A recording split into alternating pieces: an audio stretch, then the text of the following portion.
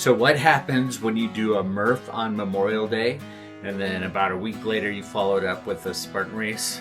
Well, in this video I'm going to tell you about my experience kind of doing these two different style races. I'm doing the Murph 1 mile run. Beautiful gray skies. My name's Camilo. I'm a filmmaker and marketing guy here in Colorado. I run a lot and I wanted to challenge myself and do something a little differently. And if you don't know what a Murph is, the Murph is you run 1 mile, you do 100 pull-ups, you do 200 push-ups, and you do 300 squats, and you follow it up with a mile run. The Spartan Race is a muddy obstacle course. I did a 5K, but it has a bunch of obstacles, some fun little challenges that you do, a lot of grip strength, a lot of upper body stuff. So leading up to the race, I've been running a lot. I've done a half marathon this year, logging lots of miles. I've been back in the gym at least 2 days a week doing strength training, heavy weight, stuff like that. So this past Memorial Day, I ran 1.27 miles down to my gym. PFW, greatest gym ever because it's my gym. And there were already a ton of people doing their Murph, and everybody was into it. Great music, fun event. I love my gym. It's a super welcoming environment and super fun, but I jumped right into it. The push-ups were easier than expected. The squats were pretty simple, and I was surprised. I got to about 50 pull-ups and then just kind of lost all strength and had to use bands to help assist me up and down. I rushed through the last of my set. It was so fun seeing everybody kind of finishing at different times, cheering each other on, and then I started running that last mile.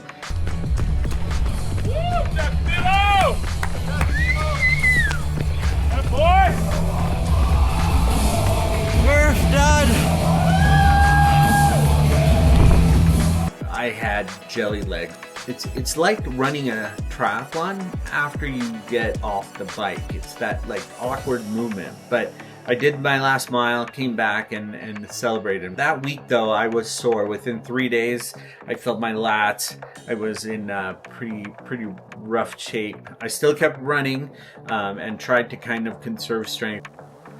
So just 6 days later, I was in Colorado Springs with my friend. We drove down there. It was a beautiful day, warmer than expected. And the event was at Fort Carson, an Army base. And so it was cool seeing all the military vehicles and tanks and getting to the event and then seeing the obstacles and the layout. All right, Mark and I, Spartan run. Show us the gloves.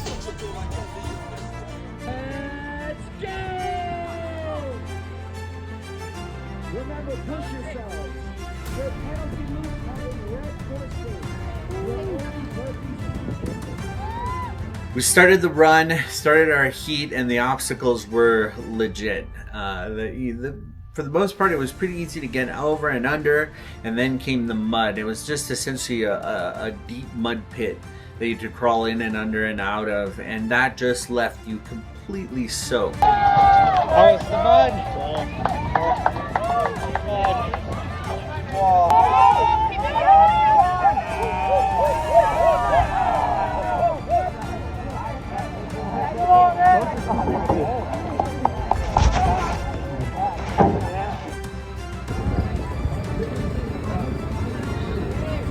You guys are hardcore.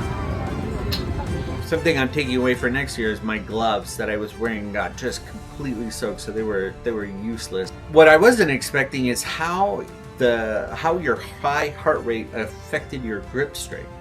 Holding on to some of the obstacles like the monkey bars and the rings were really hard. And there was this one section where it was a steep hill, essentially just straight up this hill. People were stopping along the way and just had to power through. And I got to the top of that hill and my heart rate was just at the limit. And they had to try to climb a free rope, and it was impossible.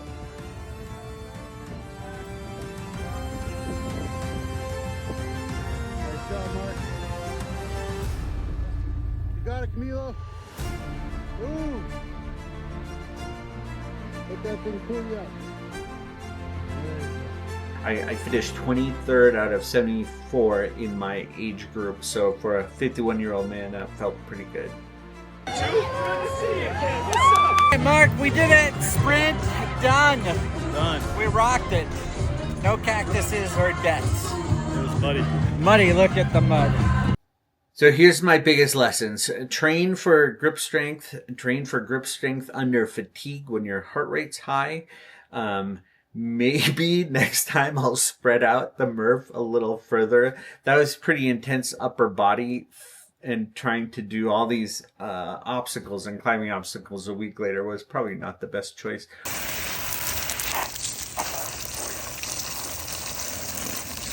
This is the gear I brought for the Spartan Race. Ultra Flies did great. Really, really great shoe, easy to run in. I'm so glad the grip, even with all the mud, stayed really grippy on all the obstacles. Sunglasses, essentially useless after the mud pit. So happy I brought on-course water.